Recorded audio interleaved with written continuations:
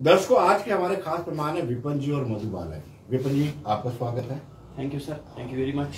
मधुबाला जी, आपका भी स्वागत है। अवैध दर्शकों, हम बात कर रहे हैं, ये वो लोग हैं जिन्होंने अपने 15 साल मौत के साए में बिताए हैं और अब ये वापस नहीं जाना चाहते। सरकार से गुहार लगा रहे हैं कि आप एक ट्रांसफर पॉलिसी बनाएं, तबादला पॉलिसी बनाएं, उसके बाद ही हम घाटी में वापस जाएंगे। इन लोगों ने अपने करीबियों को, जो इनके कुलीग थे, पास से देखा है कि कैसे आतंकवादी उनको शिनाख्त करके उनकी किलिंग करते थे और अब ये भयभीत है। स्वाभाविक सी बात है, कोई नहीं चाहता है कि मौत के साए तले अपनी जिंदगी बिताए। और शायद यही कह रहे ना कि अब इन्होंने सोच लिया है, मन बना लिया है कि मर मर के जीना नहीं है। क्यों विपिन जी, आपसे शुरुआत करते हैं। ये बड़ा इंपॉर्टेंट डिसीजन है कि अब वहां पर हालात इतने ज्यादा नासाज हो गए हैं कि वहां पर नहीं रहा जा सकता। कितना खौफ लगता था आपको इन दिनों में जब सिलेक्टिव किलिंग होती थी? देखिए, मैं एक बहुत शुरुआत यहाँ से करूँगा जी। जब सुपिंदर कौर और दीपक चंद मेहरा की किलिंग हुई जी, डर हमें तभी से लगने लगा था जी। अक्टूबर में पिछले साल की बात है, वहाँ से निकले जी, जम्मू पहुँचे, तब भी हमने सरकार को ये बात बताई कि जी। क्योंकि हमें अप्रीहेंशन है, जी, एक जी। हमें डर लग रहा है। जी, ना हमारे पास अकोमोडेशन है, ना कोई सिक्योर पोस्टिंग्स हैं, ना ही वैसा वहाँ पे कुछ है कि जिससे हमें अपने आप को हम सेफ माने। लेकिन फिर हालात बदले, फिर हम वापस चले गए। लेकिन जैसे ही हाल फिलहाल में राहुल भट्ट की किलिंग हुई, फिर हमारे अंदर डर पैदा हो गया। और रजनी बाला की जब किलिंग हुई तो उसके बाद हमें लगा शायद कि अब वक्त आ गया है। आपने रजनी वाला के साथ काम भी किया है और कितना डर और खौफ लगा था उस वक्त जब सीधे माथे पर गोली चलाई गई थी। देखिए, रजनी बाला को मैं 2009 से जानता हूँ जी। हमारी कुलीग थी, उनके साथ काम भी हमने किया है जी। जो सीन वहाँ पे बना उस वक्त जब उनकी किलिंग हुई, जब मैं हॉस्पिटल पहुंचा, तो उस सिचुएशन को मैं बयान नहीं कर सकता। मार्मिक दृश्य होगा वो कि अपने साथ काम करने वाले उस टीचर्स को, अध्यापक को गुरु का दर्जा दिया जाता है, आइडेंटिफाई किया गया, नाम पूछा गया और फिर किलिंग की गई। देखिए, मैं बोलता हूँ ये बड़ा दुर्भाग्यपूर्ण है। हमारे संवेदनहीनता यहाँ पे ये दिखाई देती है कि एक टीचर जो बच्चों को पढ़ाने के लिए जा रहा है, उसके हाथ में एक कलम है, एक कागज का टुकड़ा है, एक किताब है, उसको क्या पता उसके पीछे से आके गोली मारी जाएगी। जी। ये हम दिखाता है कि एक सोसाइटी के रूप में हम कितने नीचे गिर चुके हैं। जी। हमने सरकार से बार बार ये कहा है कि जब तक हमारे अंदर विश्वास ना हो तब तक हम कुछ कर नहीं सकते। हमने 12 ये कोशिश की कि जितने भी मुलाजिम हमारे इंटर डिस्ट्रिक्ट में हैं, ये मुलाजिम से उनकी बात नहीं है कि जम्मू से कश्मीर गए या कश्मीर से जम्मू आए। आज भी आपको मैं बता दूं, जम्मू और कश्मीर में जो रिक्रूटमेंट होता है इंटर डिस्ट्रिक्ट में, हज़ारों मुलाजिम ऐसे जो अपने घरों से दूर हैं। पिछले 15 सालों से मैं कश्मीर की बात वहीं पर ले जाता हूँ। रजनी बाला के हत्या के बाद हमें लगा उस वक्त कि अब कश्मीर में जो है हमारा रहना ठीक नहीं है, और कहीं ना कहीं पर हमें लगता है कि बिल्कुल जो डिसीजन था वो हमारा ठीक था, हम वहाँ से निकल आए। हम यहाँ पिछले। लेकिन विपिन जी, जब उन्होंने कहा था आपको कश्मीर में जाने के लिए, इंटर डिस्ट्रिक्ट हुई थी, तब आपने क्यों मान लिया? देखिए, ये बड़ा सवाल, बार बार ये लोग सवाल ये सवाल यही है जी। रिक्रूटमेंट होती है इंटर डिस्ट्रिक्ट में, तब भी हुई, आज भी हो रही है जी। उसमें ये थोड़ा कहा गया था कि आपको गोली मारी जा सकती हो जी। सिंपल एक आम सी बात है, रिक्रूटमेंट पॉलिसी चलती है। ऐसा कॉलम नहीं था कि गोली मारी जाएगी, वो कॉलम ही नहीं था। अगर वो होता तो मुझे नहीं लगता कोई वहां पे अप्लाई करता। उसमें ये भी कॉलम नहीं था कि आपको 10 साल के बाद या 5 साल के बाद वापस भेजा जाएगा। बिल्कुल वैसा कुछ नहीं था, लेकिन उसमें ये भी नहीं लिखा गया कि आपको कभी ट्रांसफर किया ही नहीं जा सकता जी। एक बिल्कुल साइलेंट रख दिया उस वक्त जी। इसमें हमने कोशिश की इस बात में, आज से पहले भी हमने सरकार को ये बताया था कि अगर आप रिक्रूटमेंट पॉलिसी बनाते हो तो उसके लिए ट्रांसफर पॉलिसी रखो उसमें जी। एक मुलाजिम को आप अपने घर से कितना दूर रखोगे? मैं आपको एक बात और बता दूं, जितनी भी हम मेरा जो अनुभव है, आप घर के पास रह करके बेहतर परफॉर्म कर सकते, ज्यादा डिलीवर कर सकते। मधुबाला जी, आपसे मैं जानना चाहूंगा, एक महिला होने के नाते कितना खौफ आपको नजर आता था जब गेट से कोई भी आता होगा, आपको डर लगता था? सर एग्जैक्टली, क्योंकि जब हमारे सामने ऐसे इंसिडेंट हो रहे हैं कि वो भी टीचर हैं, चलो मैं ऐसे तो और भी बहुत सारे लोग हैं कि जो इसका शिकार हुए हैं, लेकिन चलो मैं टीचर कम्युनिटी की ही बात करूंगी। रजनी वाला और मेरे में शायद ही कोई डिफरेंस होगा। वो भी टीचर थी और मैं भी टीचर, ठीक है। वो भी स्कूल में पढ़ाने जा रही हैं, मैं भी स्कूल में पढ़ाने जाती हूँ, ठीक है। वो भी गवर्नमेंट एम्प्लॉई है, मैं भी गवर्नमेंट एम्प्लॉई हूँ। उनके लिए भी वही हालात है जो मेरे लिए हैं। अगर वो शिकार हो सकती हैं तो मेरे अंदर खौफ कितना रहता था? सर खौफ तो हमेशा, जब आप पढ़ाते थे क्लास में तो ध्यान आपका बाहर है। सर ये हमारे जितना भी मुलाजिम हमारा इस टाइम जो श्रीनगर में काम कर रहा है, चाहे वो टीचर है चाहे वो अदर डिपार्टमेंट्स का है, हर किसी के दिमाग में एक ही चीज रहती है, बाहर निकलो, मार्केट में जाओ, आप वर्क प्लेस पे हो, कहीं पे भी जा रहे हो, हमेशा खौफ ये रहता है कि पीछे से कोई आ रहा है, वो मेरे लिए तो नहीं आ रहा है, मुझे तो नहीं मारने आ रहा है। ये तो सर एक देखा जाए ना तो ये तो ह्यूमन नेचर है। जब एक के साथ इंसिडेंट होता है दूसरा सोचता है, और खासकर तब कि जब आप उसी माहौल में रह रहे हो जहाँ पे ऐसा सब कुछ हो रहा है और एक पर्टिकुलर कम्युनिटी के साथ ऐसा हो रहा है, तो फिर थोड़ा डर बहुत ज्यादा बढ़ जाता है। और महिला हो जैसा पुरुष हो, खतरा तो सबके लिए एक जैसा ही बना हुआ है वहाँ पर। मधुबाला जी, आप अपना वो अनुभव दर्शकों के साथ शेयर करें। आप टाइफाइड से पीड़ित हो गए और बाहर नहीं निकल रहे थे दहशत के कारण। हाँ सर, जब ये राहुल भट्ट की किलिंग हुई तो तब उससे क्या हो गया, उससे 1-2 दिन पहले कुछ मुझे फीवर आ रहे थे। हुआ क्या कि जब राहुल भट्ट की एक किलिंग हुई, सबको पता है कि वो कहाँ पे हुई थी, ठीक है, तहसील ऑफिस के अंदर हुई, ठीक है। इतना खौफनाक माहौल बन गया था कि दिमाग में इतना डर बैठ गया था कि हमने इस चीज से मैंने कॉम्प्रोमाइज कर लिया था कि नहीं, सिंपल खुद ही सेल्फ मेडिकेशन करते हैं, कुछ दवाई वगैरह लेंगे तो हो जाएगा ठीक। लेकिन सब आप सोचो कि बीमारी की हालत में भी इंसान जब इतना कॉम्प्रोमाइज कर ले कि वो डॉक्टर के पास जाना जो है उसको अवॉइड कर रहा है, किस लिए कि डर कितना बैठ गया है दिमाग में। फिर लास्टली चलो जैसे भी मैनेज करके थोड़ा किया तो टाइफाइड हुआ था, जैसे भी हुआ। लेकिन कहने की बात यह है कि बीमारी की हालत में जहाँ पे इंसान, जब हम नॉर्मल अपने घर में जम्मू में रहते हैं, अगर एक दिन परेशानी तो 2 दिन या 3 दिन रहती है तो फटाफट हम उसी टाइम डॉक्टर को अप्रोच करते हैं। लेकिन वहां पे हमारे अंदर इतना खौफ का माहौल है कि हम बीमारी के साथ भी ना अंदर ही लड़ना शुरू कर देंगे कि नहीं, बाहर नहीं निकलेंगे, अभी हालात ठीक नहीं है। तो आप सोचिए कि वर्क प्लेस पे कैसे जाएंगे, काम कैसे करना है हमें। विपिन जी से जानना चाहेंगे। विपिन जी, स्वाभाविक सी बात है कि माहौल इस वक्त ऐसा नहीं है कि वहां वापस जाया जाए, बिल्कुल। लेकिन क्या अगर सरकार कोई कॉम्प्रिहेंसिव ट्रांसफर पॉलिसी बनाती है तो आप जाने के लिए राजी हैं?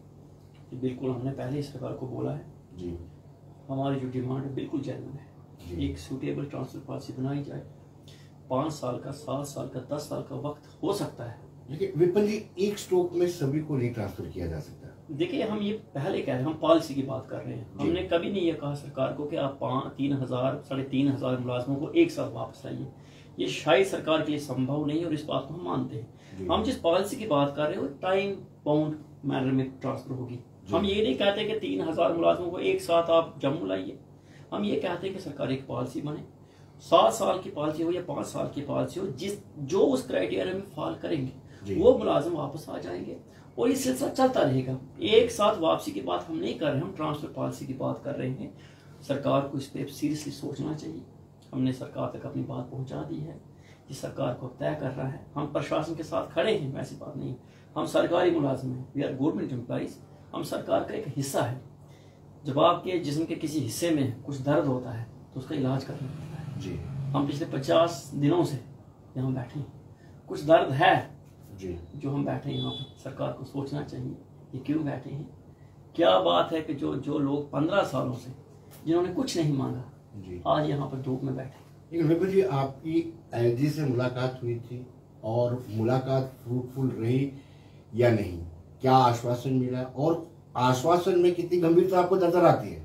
देखिए, अजी साहब से बात जब हुई हमारी, 5 मेंबर का डेलीगेशन चूंकि गया था, हमने बात की तो अजी साहब ने बिल्कुल एक बोलते हैं ना पॉजिटिव वे, सकारात्मक रूप से बातचीत हुई, अच्छा माहौल था। उन्होंने आश्वासन दिया हमें कि आपके लिए ट्रांसफर पॉलिसी को बन जाएगी, ठीक है। उन्होंने सोच समझ के अगर आश्वासन दिया तो मैं यही कहता हूँ कि उस आश्वासन को पूरा करें, क्योंकि इसमें बात विश्वास की है। इससे पहले भी हमने जब भी सरकार को अप्रोच किया, उन्होंने आश्वासन तो दिए हमें, लेकिन कहीं ना कहीं उस आश्वासन को पूरा नहीं किया गया है।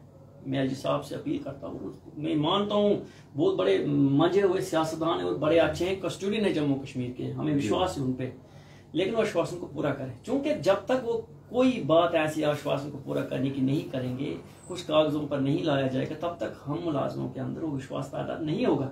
हम कश्मीर में जाने को तभी सोच सकते हैं जब हमारे अंदर एक विश्वास पैदा करें। ये विश्वास पैदा करना सरकार का काम है जी। हम मुलाजिम जो हैं पिछले अगर 50 दिनों से धरने पे बैठे, कोई वजह है, सरकार सोचे। हम कोई ऐसी बात मांग नहीं रहे हैं जो उनके लिए असंभव या इम्पॉसिबल है। ये बिल्कुल पॉसिबल है। रिक्रूटमेंट पॉलिसी के साथ ट्रांसफर पॉलिसी बनानी जरूरी है। ये उन मुलाजमों की बात नहीं है जो सिर्फ जो कश्मीर में लगी है, पूरे जम्मू कश्मीर के लिए होगी। और जब तक ऐसी सरकार कोई आगे आकर नहीं लेती, मुझे नहीं लगता कि हाल फिलहाल में कोई भी मुलाजिम जम्मू का कश्मीर में जाकर नौकरी करने को तैयार है। ये कोई मेरी एक की बात नहीं है। चलिए मधुबाला जी से जानते हैं। मधुबाला जी, उन्होंने तहसील कार्यालय में जाकर के राहुल भट्ट की हत्या की, फिर बैंक कर्मी को उन्होंने साबित किया कि हम कहीं भी कुछ भी कर सकते हैं। तो इससे लगता है कि वहाँ पे हालात नासाज हैं एक एम्प्लॉइज के लिए, और वो भी हिंदू एम्प्लॉइज के लिए। बिल्कुल सर, जैसे किलिंग जो हुई है तो उससे तो यही लगता है कि कहीं पर भी टारगेट किया जा सकता है। ठीक है, अगर बैंक के अंदर एक एम्प्लॉय को टारगेट किया जा सकता है जहाँ पे सीसीटीवी कैमरास लगे हुए हैं और सभी ने वो वीडियो देखा है कैसे आते हैं, कैसे टारगेट किया है। ठीक है, तहसील ऑफिस के अंदर जाके कर सकते हैं जहाँ पे सिक्योरिटी है। तो स्कूल तो सर आप समझ ही सकते हैं कि कई स्कूल तो हमारे ऐसे हैं जिनकी तो बाउंड्री नहीं है, और रजनी मैम तो उसी स्कूल में थी यहाँ पे तो बाउंड्री भी नहीं थी। ठीक है, और सबसे बड़ी दुर्भाग्य की बात यह है कि रजनी मैम की एप्लीकेशन उनकी डेथ के बाद समझ आ रही है कि वो क्या डिमांड कर रही है जी। और यही चीज अब हम डिमांड कर रहे हैं जी सरकार से कि हमारे रजनी की क्या डिमांड थी? उनकी यही डिमांड थी कि वो अपने आप को वहाँ पे सिक्योर फील नहीं करते थे। वो कहते थे कि आप मेरी ट्रांसफर कीजिए उस स्कूल से। अच्छा। और बाद में तो वो उनकी एप्लीकेशन बहुत वायरल हुई, सबको दिखाई गई, लेकिन उसका क्या मतलब रह गया? जब उसकी किलिंग होगी उसके बाद उसका क्या महत्व, क्या है, रेलेवेंस क्या है? कुछ भी नहीं। और वही चीज हम दिखा रहे हैं, वही चीज हम 50 दिन से सरकार को बता रहे हैं कि we are not safe there. हम वहाँ पे सेफ नहीं हैं, हम वहाँ पे सेफ नहीं फील करते और ना ही हैं। आप हमारे हालात को समझिए। अगर हमने 15 साल वहाँ पे दिए हैं तो अब आप ही हमारा साथ दीजिए और हमें अपने घर पे लाइए, जो हमारा हक बनता है जी। लेकिन रंजनी जी, मधु जी, एक चीज बिल्कुल क्लियर है कि सब पे सब 3-4 हजार एम्प्लॉइज को सिक्योरिटी फराहम नहीं करवाया जा सकता। फिर क्या हिस्सा है, क्या आपको लगता है कौन सा वे आउट है जिससे मुलाजिम भी वापस चला जाए और वो भी संतुष्ट हो जाए? सर, सबसे पहले तो ट्रांसफर पॉलिसी, राइट, कि अगर रिक्रूटमेंट प्रोसेस है तो ट्रांसफर पॉलिसी क्यों नहीं है जी। अगर आपने रिक्रूटमेंट स्टार्ट किया तो ट्रांसफर पॉलिसी होनी चाहिए। हमने बिल्कुल ये डिमांड नहीं की है कि आप रातों रात सबको ले लो। हमने कहा कि ट्रांसफर पॉलिसी दो जिससे एक एम्प्लॉय के बीच में कॉन्फिडेंस जनरेट होगा कि नहीं, सरकार हमारे साथ है और हमें सरकार का साथ देना है जी। लेकिन जब तक हालात वहाँ पे ठीक नहीं होते हैं तब तक आप हमारी सर्विसेज जो है हमारे होम डिस्ट्रिक्ट में, एडजॉइनिंग डिस्ट्रिक्ट में या जम्मू डिवीजन में आप कहीं पर भी लीजिए जी। हमारी सिर्फ इतनी सी डिमांड है। इससे जब एक सरकार एक सीरियस कंसर्न दिखाएगी हमारी डिमांड्स को लेके, जो हम 50 दिन से 45 डिग्री टेम्परेचर में बैठे हैं, बारिश में भी हमने धरना दिया है, अपने बच्चों के साथ हमने धरना दिया है, ठीक है जी। तो जब सरकार भी हमें दिखाएगी कि हमारी वैल्यू है, वैल्यू कहाँ से पता चलेगी? जब हमारी डिमांड्स को उनको भी ध्यान में रखा जाएगा तो हमारे अंदर भी कॉन्फिडेंस आएगा कि हमें भी बैक करने के लिए कोई है। सर, ये तो वही बात होगी कि पीछे हमारे लिए गोली और आगे हमारे ही घर के दरवाजे हमारे लिए बंद कर दिए जाएंगे तो हमने कहाँ जाना है? राइट। विपिन जी, सवाल ये उठता है कि जब आप किसी पॉलिसी की फॉर्मुलेशन की बात करते हैं तो उसमें एक रोड मैप तय होता है और आप स्टेक होल्डर्स हैं। मुझे लगता है कि जब सरकार पॉलिसी फॉर्मुलेट करे आपके साथ भी उसमें मंत्रणा होनी चाहिए, चर्चा होनी चाहिए। आपने अपने जहन में क्या रोड मैप तैयार किया है? देखिए, सबसे पहले तो हमने जब बात की जी, हमने गवर्नमेंट को ये कहा और हम ये मानते हैं जब पॉलिसी मैटर की बात है तो ये 2 दिन, 4 दिन, 15 दिन या महीने की बात नहीं जी। इसमें टाइम लगता है जी, एक प्रोसेस के तहत होता है। लेकिन अगर गवर्नमेंट इनिशिएट ही नहीं करेगी, अगर गवर्नमेंट सीरियस है तो प्रोसेस को शुरू करे जी। हम भी अगर स्टेक होल्डर हम भी बात करेंगे, हर चीज पे चर्चा हो सकती है जी। टाइम कितना हो उस पर चर्चा की जा सकती है, उसका वे आउट क्या होगा उस पर चर्चा की जा सकती है। लेकिन पहला कदम जो है वो सरकार ने बढ़ाना चाहिए जी। हम 50 दिनों से बैठे हैं, हमारी एक ही बात है, आप ट्रांसफर पॉलिसी के लिए टेबल पे आइए, हम बात करते हैं। हम ये नहीं कहते कि जो हम कह रहे हैं वही फाइनल है, वैसी बात नहीं है। लेकिन ट्रांसफर पॉलिसी का जो टेक्निकल ग्राउंड है उस पर भी बात होगी, उस चीज के लिए हम तैयार बैठे हैं यहाँ पर। लेकिन ये शुरुआत जो है गवर्नमेंट की तरफ से होनी चाहिए। हमने गवर्नमेंट से ही कहा था, आश्वासन दिया है, ठीक है आप एक कमेटी के रूप में आ गया, ये हम बात करेंगे उस पर। गवर्नमेंट ट्रांसफर पॉलिसी के लिए कमेटी बनाए जो उस पर काम करेगी।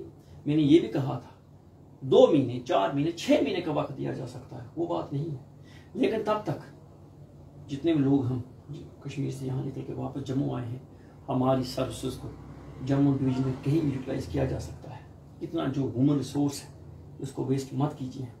यहाँ पर जहाँ पे वैकेंसीज है वहाँ पर हमारी सर्विस को यूटिलाइज कीजिए, जब तक कश्मीर में ऐसा माहौल पैदा नहीं होता है कि हम वहाँ जा सकें। हाल फिलहाल में हम देखते हैं वहाँ पर दिन ब दिन जो खबरें आती हैं वहाँ से उससे साफ नजर आता है कहीं ना कहीं हम वहीं खड़े हैं जहाँ 50 दिन पहले खड़े थे। ठीक है, ट्रांसफर पॉलिसी एक पॉलिसी डिसीजन है, टाइम लगेगा, हम इस बात को मानते हैं, लेकिन सरकार शुरुआत करे।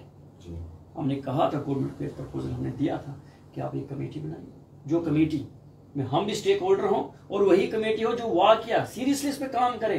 कमेटियां ऐसी ना हो जो टाइम कंज्यूमिंग हो, सिर्फ डिले करने की कोशिश करे, नहीं, सीरियस तरीके से कमेटी बने, उस पर काम करेगी, वक्त लिया जा सकता है। 15 साल जो हम वहाँ रहे हैं, हम मानते हैं इस चीज को कि 15 साल का जो मसला है 15 दिन में हल नहीं हो सकता, राइट, उसमें टाइम लगेगा, लेकिन शुरुआत तो करनी है ना, कहीं ना कहीं शुरुआत करनी है। अगर गवर्नमेंट ये सोचती है कि ये बैठे रहने दीजिए, हमने आश्वासन दिया है तो आश्वासन को वहीं तक रखेंगे, तो वैसा नहीं होना चाहिए। हम लोग जो है सरकार का हिस्सा है, अगर इस हिस्से में कहीं कोई पीड़ा है तो उसका इलाज भी सरकार नहीं करना है।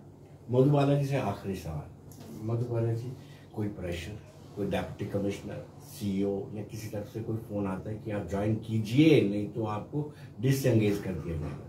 सर अभी तक तो ऐसा कुछ नहीं है, और इसके लिए हम बहुत थैंकफुल हैं एडमिनिस्ट्रेशन का कि उन्होंने हमें यहाँ अभी तक हमारा साथ दिया है। जी, what about salary? Sir salaries तो आ गई है हमारी, और कुछ एम्प्लॉइज हैं जिनका रहा होगा, बट मोस्टली एम्प्लॉइज की सैलरीज जो हमें मिल चुकी है। जिनकी बंद हुई है उनके लिए हम यही बोलेंगे कि उनकी भी रिलीज कर दी जाए, लेकिन मोस्टली एम्प्लॉइज की सैलरीज आई है, और इसके लिए हम बहुत थैंक्सफुल एडमिनिस्ट्रेशन का, उन्होंने यहाँ तक हमारा साथ दिया है, और उम्मीद यही करेंगे कि वो आगे भी हमारा साथ देंगे, क्योंकि अभी हमारे फेवर में सिचुएशन नहीं है। डू यू थिंक कि जब तक पॉलिसी फॉर्मुलेट नहीं होती है तब तक वापसी नहीं होगी? सर एग्जैक्टली, हमारे पास कोई रास्ता ही नहीं है। अगर हमारे पास रास्ता होता तो हम यहाँ पे 45 डिग्री के टेम्परेचर में और इतने बारिश में धरने पर 50 दिन नहीं बैठते, हम अपने ऑफिस में होते। और जब तक ट्रांसफर पॉलिसी नहीं होगी तब तक कोई वापसी नहीं हो सकती सर। और हम यही उम्मीद रखेंगे कि सरकार हमारे फेवर में ही डिसीजन ले और हमें प्रेशराइज नहीं करेगी, अभी तक नहीं किया है तो आगे भी ना करे, क्योंकि सिचुएशन हमारे हाथ में नहीं है सर कि हम वहाँ पे जाएं, और अगर इतना फीवर होता तो हम वहीं पर होते, हम बैठ पे काम कर रहे होते। लेकिन इसके साथ साथ मैं एक चीज और बोलना चाहूंगी, एक एम्प्लॉय की कितनी सर्विस हो सकती है सर? 30 साल तक होगी, ठीक है, मैक्सिमम 30 इयर्स होगी। अगर एक एम्प्लॉय 30 इयर्स की सर्विस में 15 इयर्स एक ही जगह पे दे रहा है, क्या उसका हक नहीं बनता कि वो लास्ट के जो उसके 15 साल है वो अपने घर के पास आके दे, ताकि उसकी भी अपनी सोसाइटी में कोई नाम हो, उसको भी कोई पहचाने? ये तो नहीं ना सर कि अगर हम 60 साल हम कैसे उधर एक अलग जगह पे जाके दे सकते हैं? आफ्टर रिटायरमेंट 60 ईयर के अगर हम वहां से, फिलहाल चांसेस तो नहीं है ऐसे कुछ भी, लेकिन चलो अगर ऐसा कोई होता है तो मुझे नहीं लगता उसकी सोसाइटी उसको उस टाइम पहचानेगी भी कौन आया है, क्या है। ठीक है, तो हमारा यही एक जेन्युइन डिमांड है, बहुत ही जेन्युइन डिमांड है कि अगर आपने रिक्रूटमेंट प्रोसेस चलाया है तो ट्रांसफर पॉलिसी भी दीजिए, ताकि एक एम्प्लॉइज में कॉन्फिडेंस बिल्ड हो, एक उनमें एक थोड़ी हिम्मत आए कि हम काम करेंगे। माधु जी, विपिन जी, आप दोनों का ही बहुत बहुत शुक्रिया, और सरकार से हम गुजारिश करते हैं, ये इनकी जेन्युइन डिमांड है, हालात सरकार भी जानती है, नासाज है, और दूसरी बड़ी बात यह है कि 15-15 साल एक जिले में देने के बाद उनका राइट बनता है कि वो अपने प्रोविंस में आकर के नौकरी करें। धन्यवाद।